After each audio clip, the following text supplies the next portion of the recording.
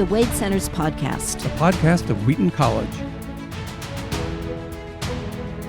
Welcome to the last podcast of 2022, and we have a special announcement. And by we, I mean my husband, Dr. David Downing, who is co-director with me, Dr. Crystal Downing of the Marion E. Wade Center, and our engaging conversationalist, Aaron Hill. I have to have a different descriptor each time. Yes. And starting next month, we're going to go into a different format. We're going to be releasing a podcast only once a month, but always on the last Friday of every month. And the reason we're doing this is we're setting up something very exciting that all of you listeners can access. And that will be video vignettes of the amazing wonders we have at the Wade. In fact, that's what it's going to be called. Wonders of the Wade. Yeah. Wonders. Wade. Yeah. Via YouTube. And we are going to show you some of the amazing works, the first editions, unpublished things, and have people talk about their significance. So you'll actually be able to see what the Wade has to offer. We'll tell you more about this when we do our next podcast, which will be the last Friday of January. But now we are gathered to finish discussing G.K. Chesterton's Orthodoxy. We went through the first half last time, and we've already had a disagreement as to whether some of us like the second half more than the first half or not.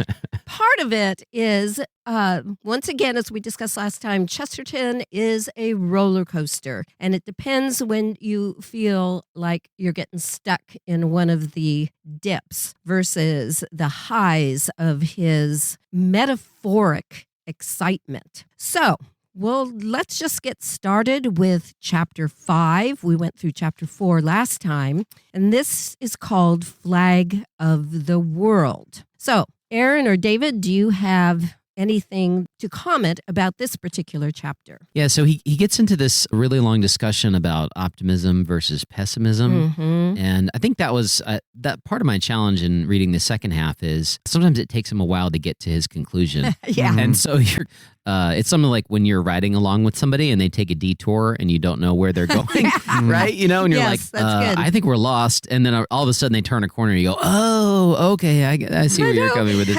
And what I love is as he's negotiating optimism versus pessimism and its relationship to Christianity, he said perhaps the best assessment was when a little girl said, well, an optimist is a doctor that works on the eyes and a pessimist is a doctor that works on the feet. And he said, that's probably better than anything I could say, which explains where you kind of get bogged down. And part of the problem, I heard someone once say that you don't have to read C.S. Lewis because everything C.S. Lewis says is in Chesterton. But the difference between Lewis and Chesterton is Lewis was trained as a philosopher. Yeah. So he was trained how you build an argument. Yeah. And so he got insights from Chesterton, but he's much better at creating a succinct argument. Chesterton was just a journalist. In fact, his schooling, he went to an art school, the Slade School of Art, which, by the way, is the same school of art that Alfred Hitchcock went to. Oh my gosh. And some of his illustrations and his caricatures and stuff are just fascinating and really amazing. Right. And at the Wade, we have some fun drawings that Chesterton did. So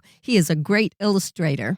Yeah, the thing that I liked about the chapter and the point he's trying to make there is he's sort of arguing that you need to have an allegiance to something before you can criticize it. If you just come at something critically and there's no love there or appreciation for the thing, then you just end up arguing for its destruction. And here he's talking about critics of the church. And I thought it was interesting. He gives an argument about a specific area in London, which I looked up. I can't remember the name of the area. Pimlico. And I looked it up and I was like, well, that looks like a nice place to live. But apparently in his day, it was a slum and run down. And his argument was if you really loved it and you criticized it, if people loved Pimlico, then overnight we could turn it into a great place. Something gets neglected like that because people don't love it. They stop taking care of it. And so he's arguing that the same thing applies to Christianity, that Christianity teaches the world is both good and in need of redeeming, but it has things to say about how the world has gone bad. And so, that much I liked about the chapter, but some of the metaphors and the discussions that he gets into just kind of was hard for me to follow. So yeah, I think that opening chapter you're talking about is maybe, to me, the least interesting. Yeah. We should play a game where we read a quote and we go, insight or rhetoric? Is he getting into something deep here? I'm thinking of one. Normally when I read Lewis, I go, oh, that's good. And I underline. When I read Chesterton, sometimes I go, is that illuminating or is that a rhetorical sleight of hand? I'm thinking of one about the suicide. Yeah, his back and forth about suicide, he kind of lost me there. Yeah. Not only is suicide a sin, it is the sin. It is the ultimate and absolute evil, the refusal to take an interest in existence, the refusal to take an oath of loyalty to life. The man who kills a man kills a man. The man who kills himself kills all men. As far as he is concerned, he wipes out the world. There's a part of me that says there's a deep insight there, and there's a part of me that says I'm not even sure if that means anything significant. Yeah. Yeah. That is always the issue with Chesterton because he communicates through metaphor. So the question is whether the metaphor works for you or not. Right. And hence how he can't build an argument the way C.S. Lewis can. Well, I think that seemed for him to be something autobiographical, something that he struggled with in his own life. And he admits that. That why were martyrs praised versus people who committed suicide were hated, and that was something he struggled with. And then apparently he found in Christianity an explanation for it. And I wrote as a note on the side, I feel like he's trying to get at the way in which suicide is a rejection of the gift of life from God, and in a way rejecting not just the life that God has given you, but rejecting all other life. You're sort of turning that off. But I think the thing that he's failing to recognize is that a lot of people that choose suicide do it because they feel like they've been rejected, they've been abandoned, right? They feel isolated and alone, as opposed to the perspective that he's putting forward in the book feels very much like the people that are left behind feel abandoned. I just was, he kind of lost me in those sections, but I feel like he was trying to get at something profound there about the rejection of the gift of life. Well, he has an assumption that people are sane or insane or optimistic because of their reasoning processes. A lot of suicide, as we know, it's profound depression. Yeah. It's biochemistry in the brain, or it's emotional damage from past experiences. So you wouldn't really want to just be on the one dimension of one's thought processes. Yeah. My thought processes led me to suicide. If anything, it's probably the opposite. You're so depressed that the whole idea of suicide seems plausible because you're already depressed. Yeah. Another thing that he seemed to want to bring up here, and we've talked about, I felt like it was worth mentioning because Barfield talks about it and Lewis picks up on it as well. But he says, this is a quote from that chapter, he says, an imbecile habit has arisen in modern controversy of saying that such and such creed can be held in one age but cannot be held in another. Some dogma, we are told, was credible in the 12th century but not credible in the 20th. And he goes on to say, what a man can believe depends on his philosophy, not on the clock or the century. If a man believes in an unalterable natural law, he cannot believe in a miracle in any age. And he's basically saying, like, if just because the clock changes doesn't mean that truth changes. But I think the thing he's not really wrestling with there is the fact that we can take certain opinions that are common to an age and baptize them as being a truth, and then we form opinions and philosophies around them, and then down the road you look back and go, oh, why did we ever think that it was okay to own other human beings as property? Right. And then build all of these interpretations of scripture around that, right? And so in part it's sort of getting rid of some of the maybe wrong opinions of the past. And so I feel like he's getting at something there that's real, which is, we can't just change our philosophy every time something else becomes popular, but at the same time we do need to leave room for us to realize that we're wrong and repent of something that was held. Well, I think he also ignores scientific progress. For a long time, they didn't know that germs cause disease, right? And so they had a lot of other explanations, and they're bloodletting and casting out demons and things, right? So I liked the idea. He said, in another place. He says, modernism, what does that mean? That's like saying I'm into Tuesdayism or morningism. And I think it's more appropriate when it comes to a cultural phenomena. There's nothing up to date about a particular approach to literature or art. Yeah. But there are certain scientific theories where you'd say they didn't know about germs, and now we do know about germs. Yeah. So Right. we have made progress. Or Victorian doctors, their philosophies about women is that they could not produce great works of intellectual merit because they lost blood every month. So, no, this was an actual theory. I'm laughing. And I know, either that At or the theory. cry. Yeah.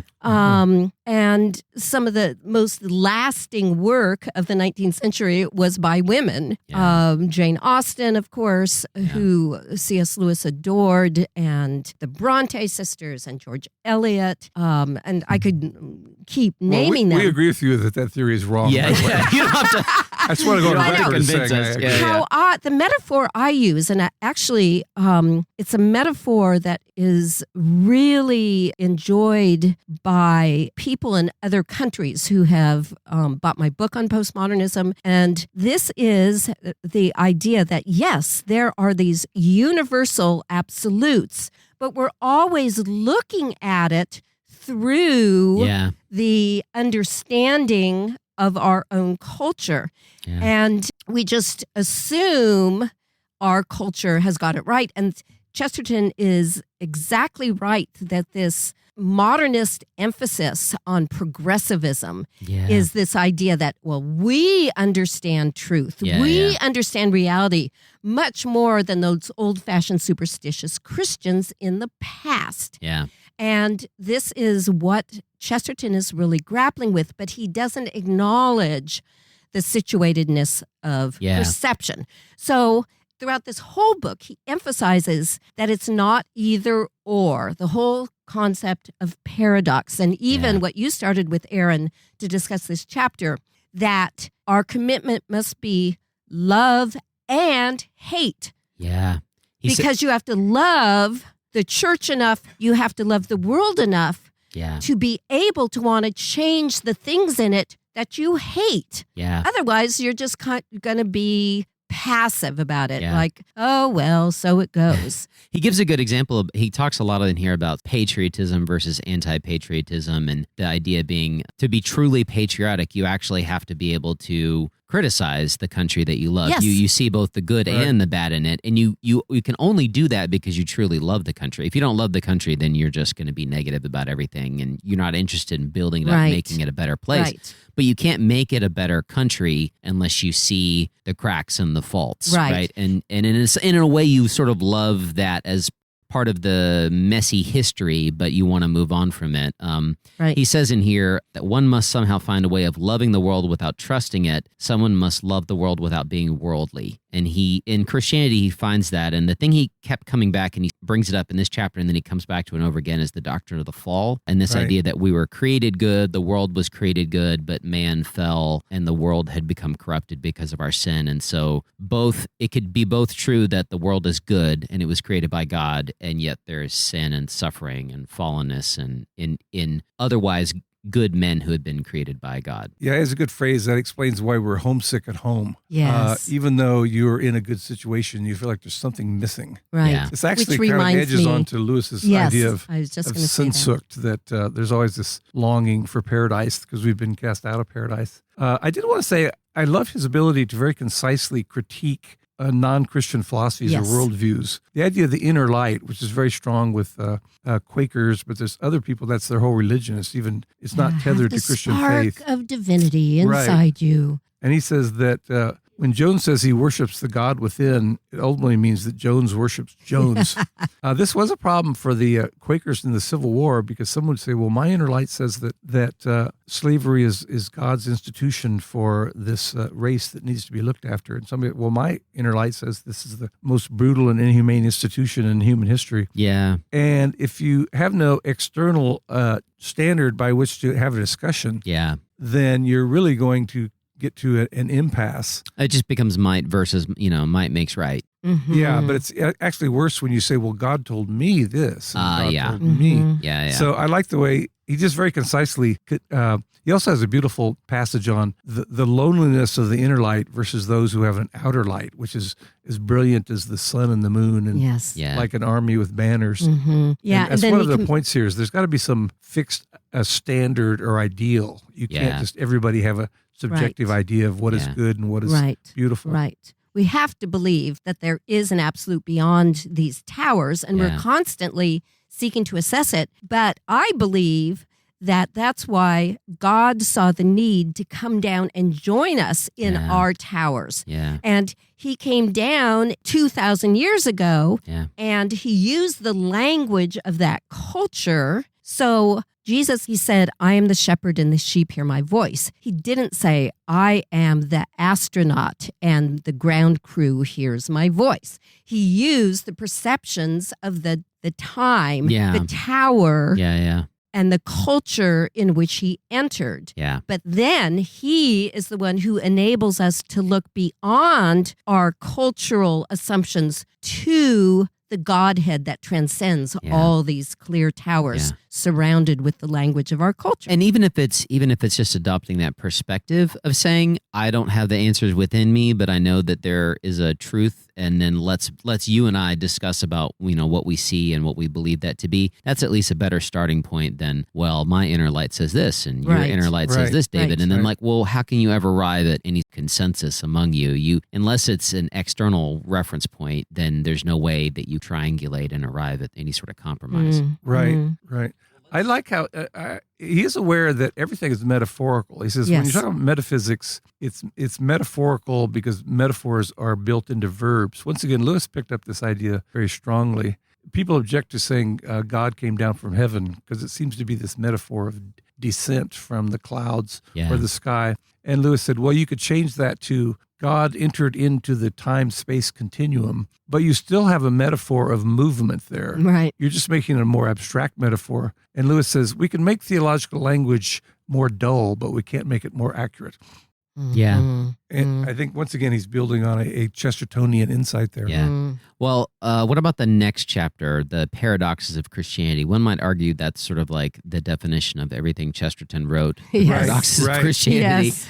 But he opens up that chapter by saying the commonest kind of trouble is that it is nearly reasonable, talking about the world being reasonable, but not quite. Life is not an illogicality, yet it is a trap for logicians. And he seems like he's setting up, he goes on to say, my only purpose in this chapter is to point out, to show that whenever we feel there is something odd in Christianity, we shall generally find that there is something odd in the truth. And to me, it seems like, and he keeps using this metaphor throughout this chapter of saying like, well, what if there was a mathematician on the moon and he was looking at human beings? Right. And he's like, well, they have an arm on one side and they have an arm on the other side, and they have a leg on one side and a leg on the other side. And, ooh, look, their heart is on one side, so they must have a heart on the other side. And obviously that's wrong. We don't have two hearts. And so he's trying to point out that if you come to the world thinking that you're going to be able to explain everything, you're going to find that there's parts of the truth or parts of the answers that sort of defy simple explanation. He gives another metaphor about the earth being a globe if you have a far enough perspective, but if you zoom in, there's some parts that are incredibly flat, like you're standing on a salt flat. And so he's trying to set up this idea of the paradoxes with Christianity, and I think he does a pretty good job in this chapter, although he kind of jumps around a little bit in terms of what he feels like is worth talking about. I thought he did a good job too. I like his metaphor that paganism is a solid pillar that goes straight up, and it's very symmetrical, and you can see why it stands there. Whereas Christianity is like a craggy, romantic rock. Yes. If you've ever been to Colorado, they have a thing called balanced rock. Yeah. And you can't believe that it's still balanced because, it has one big bulge here. And but somehow the whole combination leads to a symmetry and a balance and an equilibrium. I liked that metaphor. I enjoy when he points out the limits of reason. I think that's valuable for all of us. Well, and he makes a point of emphasizing that in the creeds have this level of complexity in them because that's the nature of, like, reality is complex and truth is complex. And so he says, talking about the creeds, if it is right at all, it is a compliment to say it is elaborately right. And so he's saying the sign of it being elaborate or complicated is not us unnecessarily adding complexity to it or trying to hedge our bets, but it's because the world is complex. Human beings are both good and evil at the same time. And so our theology would obviously have to account for that. Mm-hmm. And that's very true outside of Chesterton. They want to say an atom is this little solar system and these electrons are going around the proton and the neutron. And they go, well, it's not actually like that. They're actually these fields of probability. And often the human mind wants to come up with a very simple, straightforward solution that can be visualized. Yeah.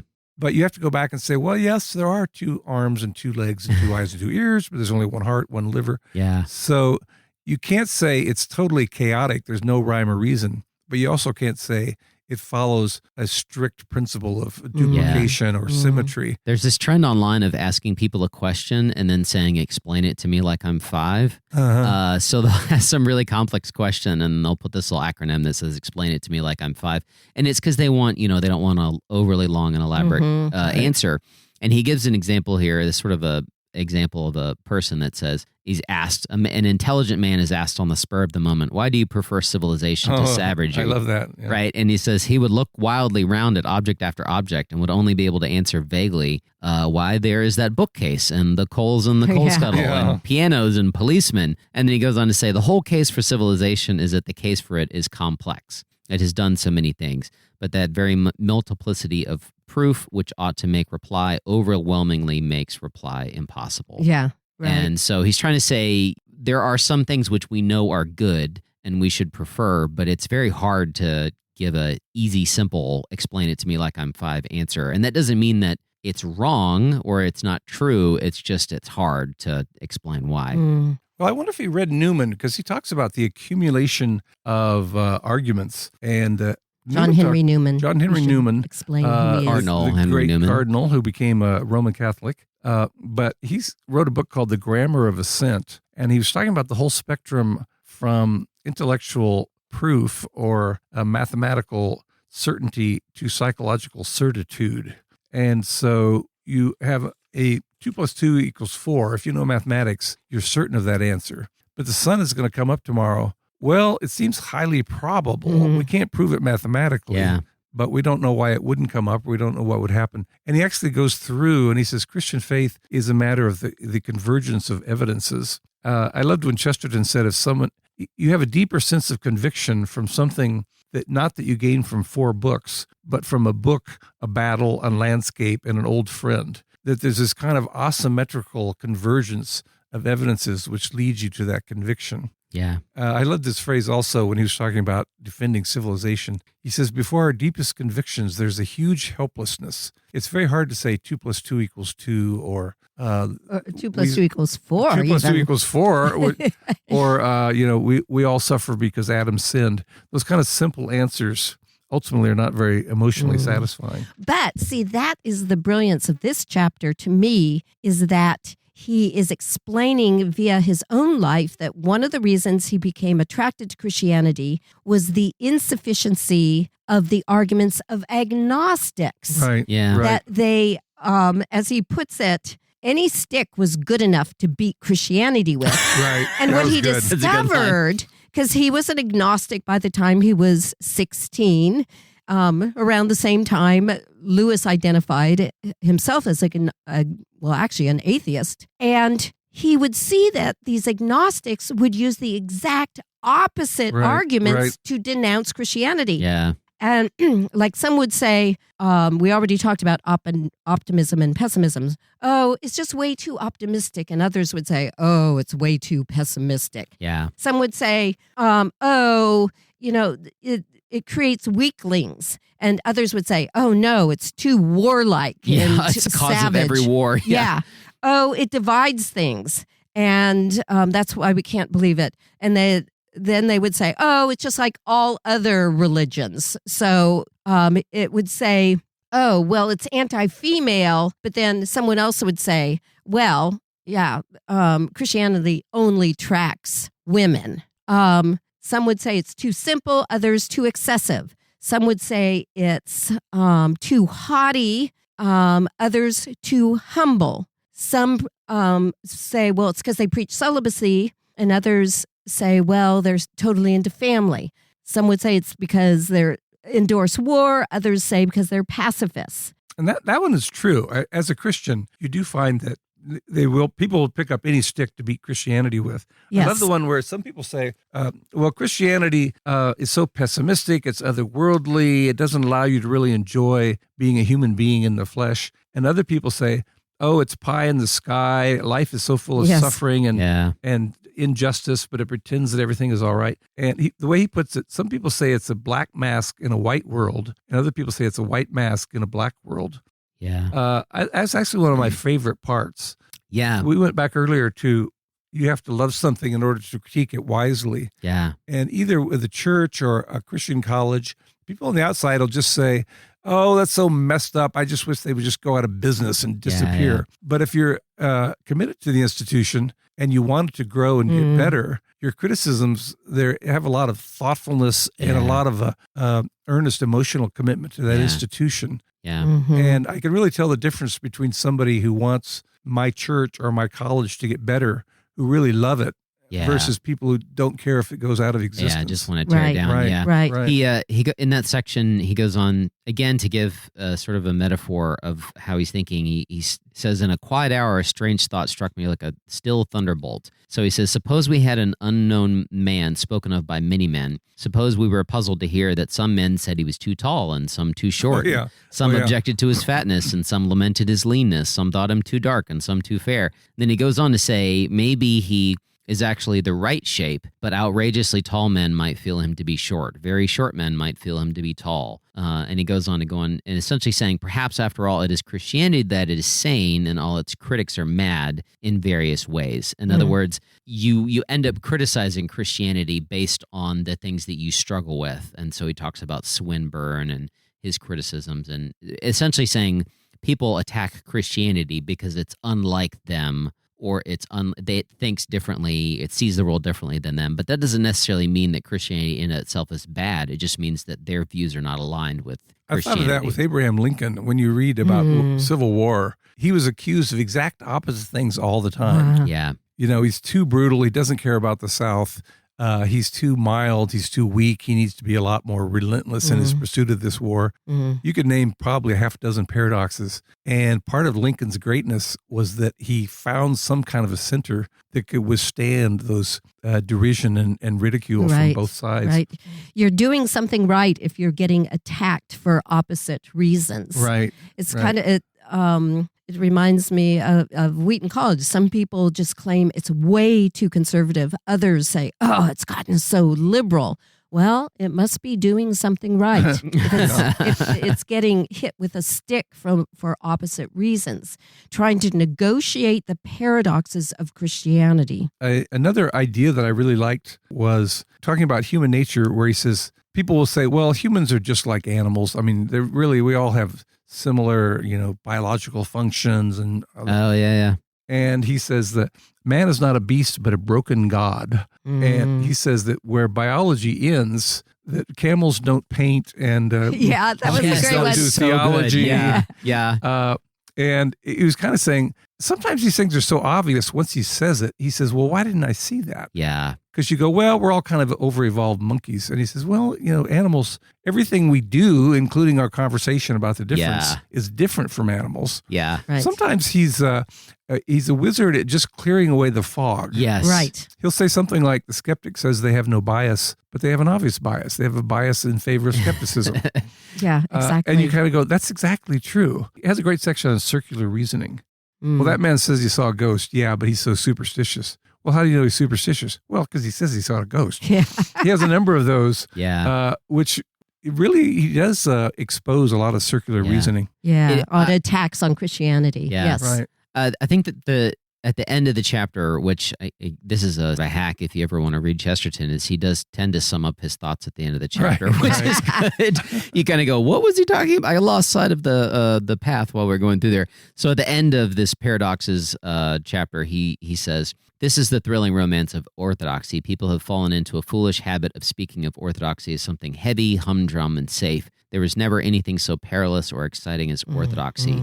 It was sanity, and to be sane is more dramatic than to be mad. And he goes on and he talks about, he says, the church in its early days went fierce and fast without any war horse, yet it is utterly unhistoric to say that she merely went mad along one idea. So he goes and he talks about the church could have just easily accepted Arianism and just gone with that route. Right. That would have been the easy way out. Right. Yeah, or it could have followed the Calvinist into predestination. Here, when he's talking about the church, he's talking about the Catholic Church. But his point here is that the complexity that we see in the creeds and in Christian faith is a representation of the church trying to find its way through this maze of challenges of, well, we have to have a way for accounting of earthly power, but without saying that the church should be the only earthly power, right? And so it's this sort of back and forth that you end up with, like Crystal likes to say so often, this both and theology. Oh, Right. How brilliant. And so, because oftentimes when you run into these paradoxes, both in theology and then in science, people are tempted to feel like they have to choose between the two. Well, one of them has to be right and one of them has to be wrong. And perhaps, Chesterton is saying, perhaps the complexity of the truth forces us to realize that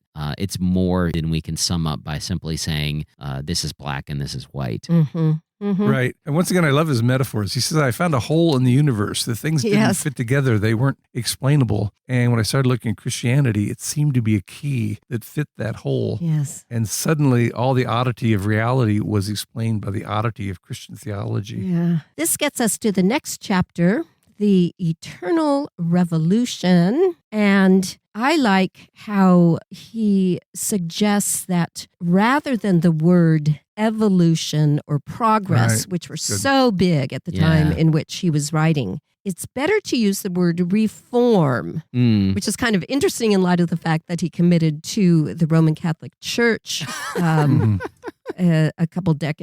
a decade or so after this. But reform implies that you want to keep the original form. You just want to reshape it where it's gotten bent out of shape. Yeah. And that goes back to what was talked about in the previous chapter, that it's so easy. In my book, Changing Signs of Truth, I give the image of Christianity is like a coin balanced on its edge. And I was inspired by Dorothy Sayers, who, of course, was inspired by this book, Orthodoxy, about it's like, once again, we're like these little ants trying to balance this coin. And it's just so much easier if you just allow it to fall into the right or to the left. So you could just identify with all these people that say, oh, I'm right. This is clear cut. All those people on the other side are benighted or stupid. But it is this delicate balance on the paradox and of swerving, of keeping from falling either into the right or the left. Yes, that one metaphor of the church going through history is like this chariot. Was that the end of the last chapter, maybe? Do you remember that?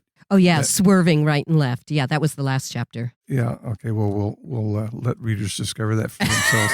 Yeah, and so he even then recuperates the word revolution by saying, well, revolution is really restoration, because over these centuries, Christianity does get warped. And there was a need for a reformation. And we've talked about this before. He doesn't really talk about the Reformation, but this chapter certainly supports the idea of a reformation, because the concept of indulgences, which was this beautiful, the essential concept of Christianity, which goes back to what Aaron was talking about earlier, the importance of the gift. Oops, I think that was in our conversation before the podcast. That's fine. But anyway, Yeah. that indulgences, it's the God indulges us so much that God gives us salvation even though we don't deserve it. But indulgences had gotten out of shape. It had gotten corrupted, so that by the time of the Reformation, people could just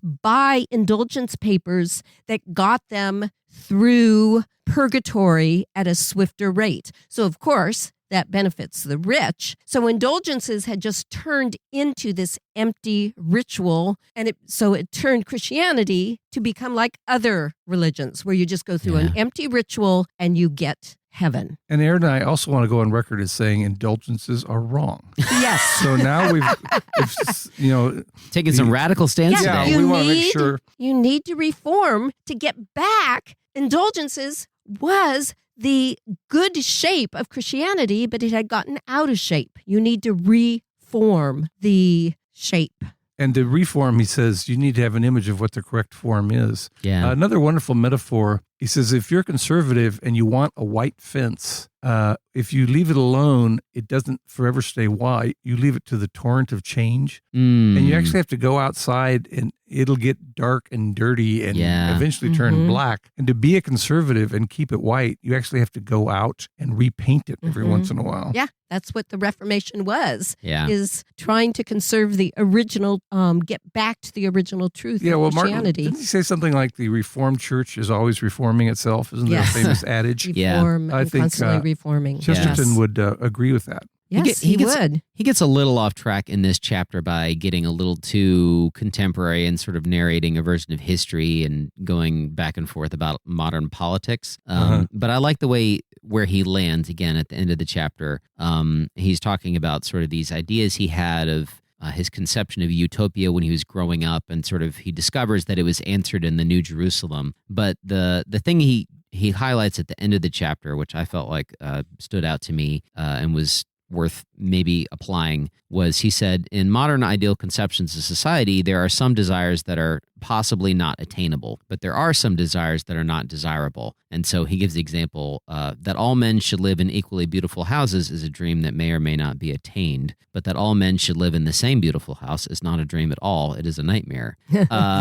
So he goes on in saying, I could never conceive or tolerate any utopia which did not leave to me the liberty for which I chiefly care, the liberty to bind myself. Complete anarchy would not merely make it impossible to have any discipline or fidelity, it would make it also impossible to have any fun. He seems to be thinking about the ways in which the constraints that Christianity provides make it possible for us to have fun and free will in life. And the thing that he wants to be held to is his own vows. He wants there to be a consequence for choosing something or doing something. And he sort of argues for the need for there to be real obligations, and as he says, to have my oaths and engagements taken seriously. And so, again, all of this is him talking about sort of political ideas and things like this, but he tries to bring it back to the New Jerusalem and this idea that the things that we do in this life do actually have some bearing on the life to come, and there have to be some consequences to our decisions in order for there to be a weight to reality. Right. We mentioned weight of reality. It's unusual that he would even use the word fun. At one point he says, the fun of being a Christian is believing in an outer light, like the sun and the moon. But you don't think of a Christian apologist talking about fun. You mentioned to the weight. He has an outrageous paragraph in this chapter on pride being the downward drag of all things into an easy solemnity. Yeah. Seriousness is not a virtue. It's much easier to write a good Times leading article than a good joke in Punch, the humor magazine. Solemnity flows out of men naturally, but laughter is a leap. It is easy to be heavy, hard to be light. Satan fell by the force of gravity. That's one of his worst puns. But it reminds me of McDonald's The Light Princess. It is like The Light Princess. Yeah. He also says angels can fly because they take themselves lightly. Yes. But he's levity as a virtue. Yeah, he's got a serious point to make, but it was very cleverly expressed. How about going on to the next chapter, the romance of orthodoxy? And he again is dealing with objections to Christianity. He says almost every contemporary proposal to bring freedom into the church is simply a proposal to bring tyranny into the world. So again, he kind of comes back to critiquing the critics of the church and arguing that the church is set up in such a way. Again, his argument is sort of like, you'll find where there are priests that the Catholic countries are sort of insulated and these pagan celebrations are allowed to flourish, like Mardi Gras and things like that. And his argument seems to be that the church acts as sort of a protection for society and civilization. It's a very pro-Catholic argument. Well, the section that I liked, he opens this chapter with a metaphor. When you go to the streets of a city, they're very noisy. There's taxi cabs and trams and carriages. And he says the reason it's so noisy is not because humans are so active, because they're all sitting in repose. And he says often the noisiness and the bustle of civilization has to do with people actually being lazy. They don't want to walk. Yeah. And then he makes that analogy of having all these machines to do our work for us to people wanting technical language to do our work for us. And he has a beautiful example that I'm sure Lewis would love. If you say the social utility of the indeterminate sentence is recognized by all criminologists as a part of our sociological evolution towards a more humane and scientific view of punishment. You can go on talking like that for hours with hardly a movement of the gray matter inside your skull. But if you start out by saying, I wish Jones to go to jail, and I wish Brown to say when Jones will come out of jail, you will discover with a thrill of horror that you are obliged to think. The long words are not the hard words. It is the short words that are hard. Yeah. Right. There is more metaphysical subtlety in the word damn than in the word degeneration. Right. I love that passage on how often technical language actually obfuscates the matter. Right. It doesn't clarify the matter. That's what struck me when I went to college, and I didn't go to a very good college, but as an English major, I would take courses, especially in the social sciences, and they would have this long terminology for stuff that was so obvious. They just gave a name for it as though that makes it scientific. Yeah, like the jargon that's specific to every discipline. Well, I wrote a paper in psychology and I used the phrase suicidal thoughts, and the professor crossed it out and put suicidal ideation. Right.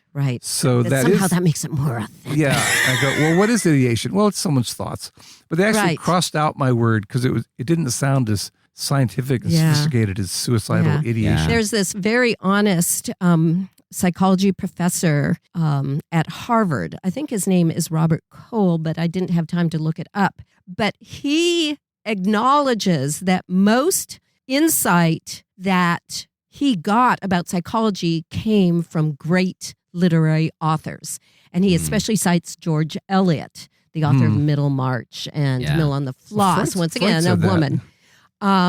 Who said that? Freud said he got a lot of his ideas about abnormal psychology from reading Dostoevsky. Yeah, and also, Shakespeare as well. The Hamlet syndrome. He was gonna call it. The thing he comes back to again at the end of the chapter is when faced with all of these choices and all of these things in life and this challenge in modern life of deciding what's right and what's wrong and where we should criticize the church and where we should follow the church, he comes up with this good example that the point he's trying to make is that theology has to incorporate an element of free will to it.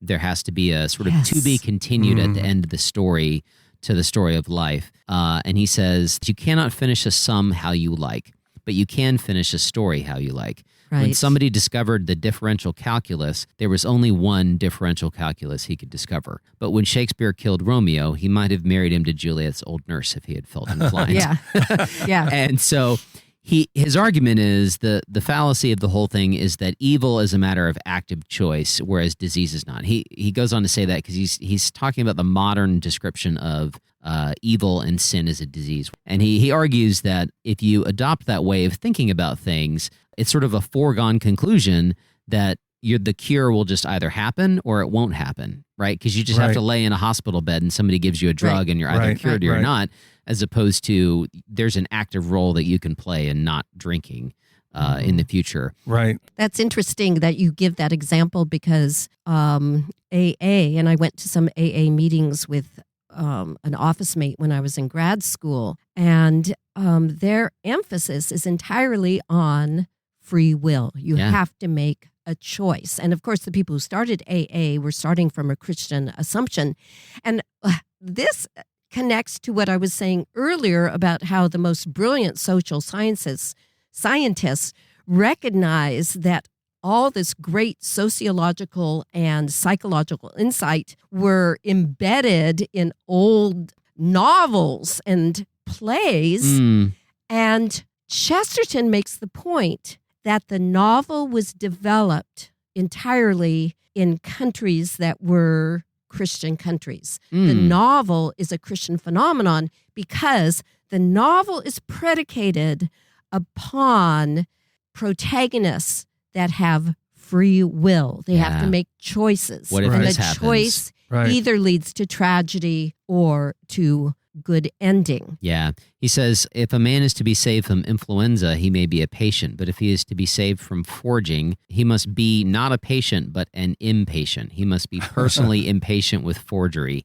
He says earlier, a man may lie still and be cured of a malady, but he must not lie still if he wants to be cured of sin. And then he concludes by saying, all moral reform must start in the active, not the passive will. So he's trying to argue that Christianity has something to bring, and the people that criticize it for not being free-thinking or not being liberal enough and being maybe too critical of people's moral failings don't recognize what it's trying to accomplish. It's trying to turn us into better versions of ourselves. And I would say in the modern context, that's a huge problem. There's so much of contemporary moral philosophy that's just trying to say, love yourself for who you are, be true to yourself, without recognizing that none of us are the true version of ourselves, that we're all turning into somebody, right? I mean, if you think about it, you look back at the person that you were 20 years ago or 30 years ago, you're some ways you're the same person, but you're also a very different person. And how did you change? And so I think Chesterton brings that level of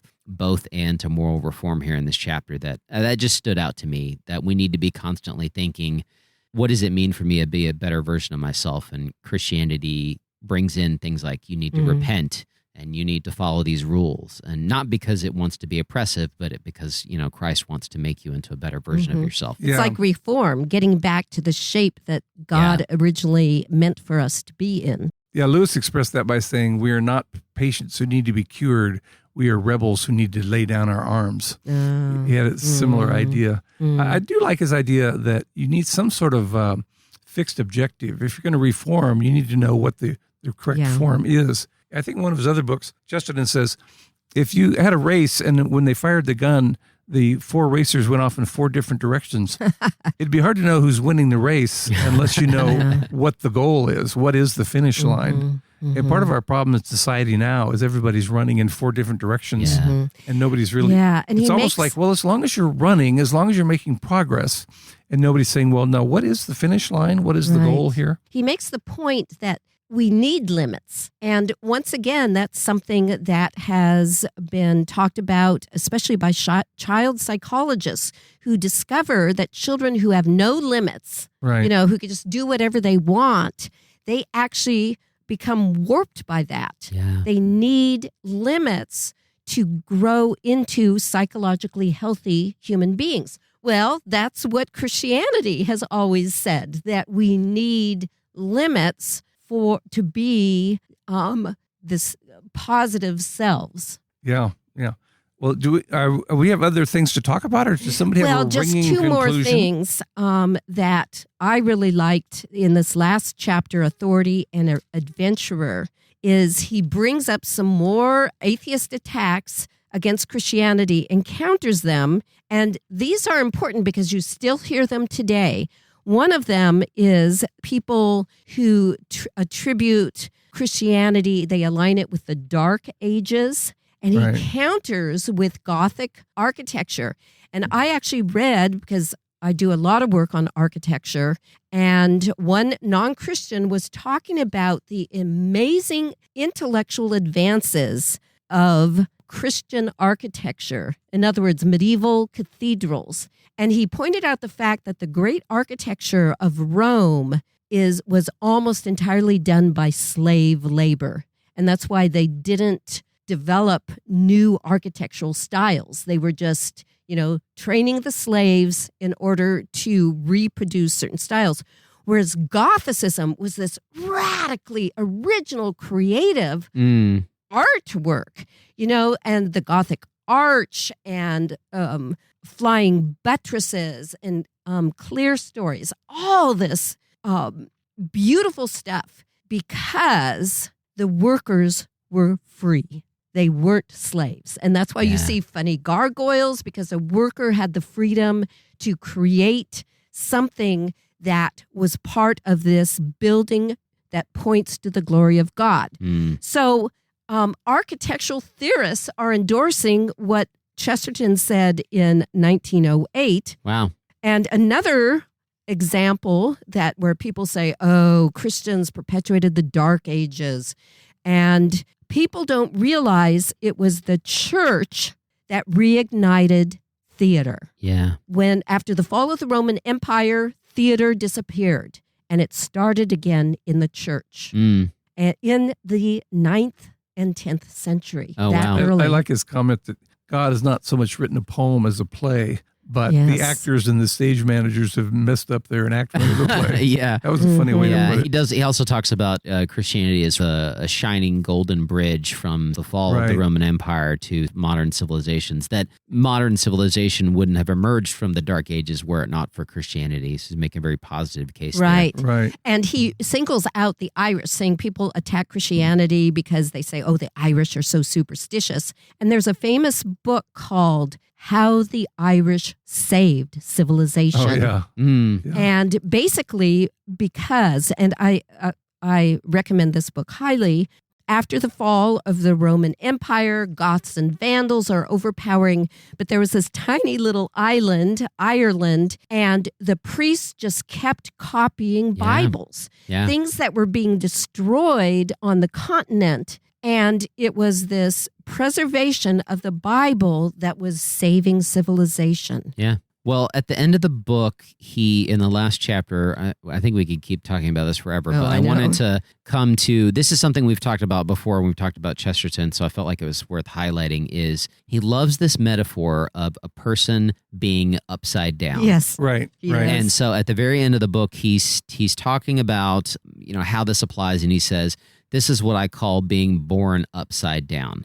He says, man is more himself, man is more man-like when joy is the fundamental thing in him and grief the superficial. Melancholy should be an innocent interlude, a tender and fugitive frame of mind. Praise should be the permanent pulsation of the soul. And he sees this as being something that Christianity brings to the discussion. He says, Christianity satisfies suddenly and perfectly man's ancestral instinct for being the right way up, satisfies it supremely in this, that by its creed, joy becomes something gigantic and sadness something special and small. And then he says, so we may sit perhaps in a starry chamber of silence while the laughter of the heavens is too loud for us to hear. His argument is that perhaps God, there's something so much more wonderful and joyful in the world that we aren't able to actually see a glimpse of. And at the very end, he says, he's talking about Christ coming down and being born, and he says, there was something that Christ hid from all men when he went up to a mountain to pray. There was something that he covered constantly by abrupt silence or impetuous isolation. There was some one thing that was too great for God to show us when he walked upon our earth, and I have sometimes fancied that it was his mirth. Yes. Yeah, great ending. Yeah. Speaking of mirth, as we finish the year, please mirthfully think of the Wade Center, and for your year-end giving, just go to wade@wheaton.edu, and if you would like to support the ministry of the podcast. I didn't realize you said mirth. I was thinking of gold, frankincense, and myrrh. Please give us your gold, frankincense, and myrrh. You can keep the myrrh. Yeah, keep the myrrh. Send the gold. The Wade Center podcast is a production of the Marion E. Wade Center at Wheaton College in Wheaton, Illinois. Our hosts are the co-directors of the Wade Center, Drs. Crystal and David C. Downing. Our episodes are produced and edited by Aaron M. Hill. If you enjoy the podcast and the content we offer, please leave us a review on iTunes, tell your friends, and consider making a donation to the Wade. The Wade Center is entirely self-funded. Financial gifts help support the expert services, vast collections, and varied programming we offer at no cost. If you have questions about the podcast or suggestions for future episodes, please email us at wade@wheaton.edu or contact us via Facebook, Instagram, and YouTube. To learn more about the Wade Center, our 7 British Christian authors, what we offer, and how to make a donation, visit our website at wheaton.edu/Wade.